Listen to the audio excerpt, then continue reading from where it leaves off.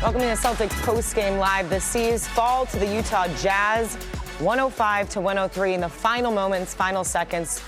Hey, everybody. Kayla Burton, Chris Forsberg, Eddie House with you. Guys, we did not foresee this happening whatsoever. As a matter of fact, Chris, I mean, just talking about keys to the game. Eddie, you were talking about doing, the simple winning things. And then, Chris, yours was, hey, let's get the boot using the Uncle Phil reference, and this was the last thing that happened. Where do you even start here? Yeah, I just start with inexcusable. That's a team that lost by 20-something points on the first night of a back-to-back last night in Charlotte, who should have been out of gas at the finish line. Instead, they just totally dominate the third quarter. You offer no resistance. The three-point shot starts lacking. I don't want to hear anything about the trip.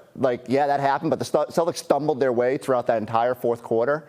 It's just inexcusable that you don't have the energy, you don't make the plays down the stretch. And even that last look, I know they're trying desperately after not getting JB the final shot against Philly to get him a look there, but I'm not even sure he would have had time to turn and catch and shoot, or at least would have had a good shot there. So I don't know, just lacking all around, and it feels, I keep going back to it, inexcusable coming off the rest and not taking advantage of a team playing on the second night of a back-to-back.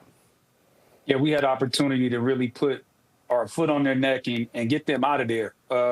They were looking like a team that was ready to kind of give up. And I said this early in the pregame. I said they're a young team. They're going to be hungry. So if you don't take care of them early, you're going to be in for a dogfight late.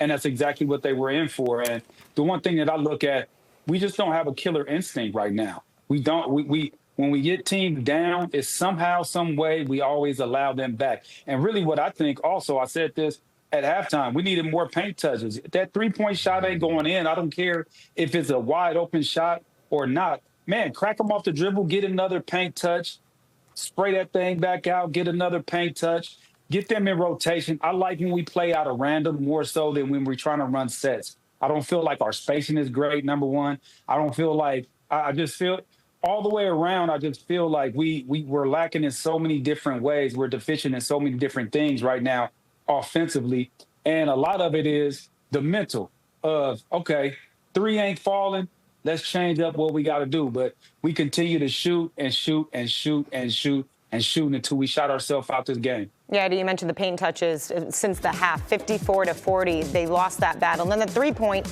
shot selection here tonight, and overall 11 of 51. But here is the standing for the Celtics right now at home. You know that they lost to the Rockets, and that was a more realistic loss, right? But this one tonight, 105-103. They got one more at home before they hit the road on Friday in Orlando. So they got one more against the Wizards. Let's welcome Drew and Scal, fellas, to the conversation. Guys, what do you make of that ending? I know you could argue the Jaylen Brown missed call, no call on the trip there, but ultimately for the Celtics to even be in this situation is kind of jarring, to say the least.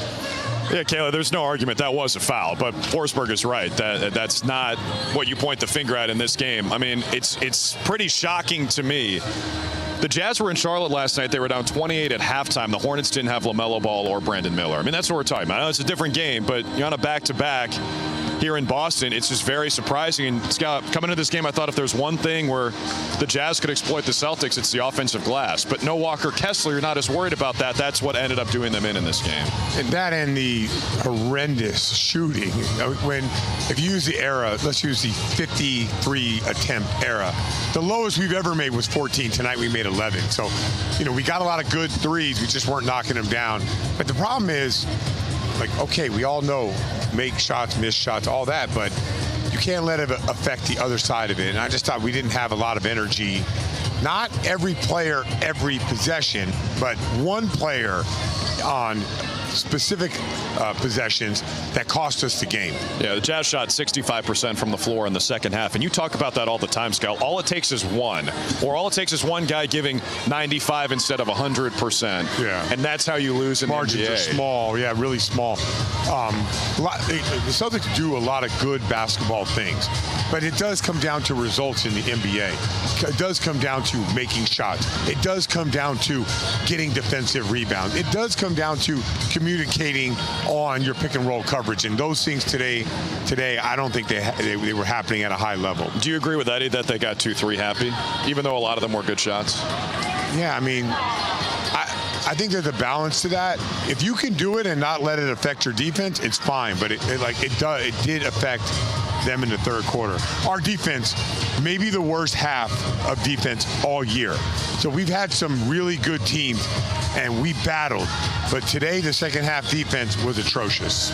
Yeah, and we've seen that, unfortunately, several times throughout the last couple of seasons. The difference is, the margin for error is just a lot smaller for this team, where if you miss shots, it affects the defense. And a lot of the times the Celtics get away with that, Kayla. Tonight, they did not, and this is a surprising one for sure. Yeah, crazy to think that the Celtics had that 14-2 lead, and then this is becoming a common trend where they have that lead and then they let it go, lose grip, as they did here tonight, taking the loss 105-103.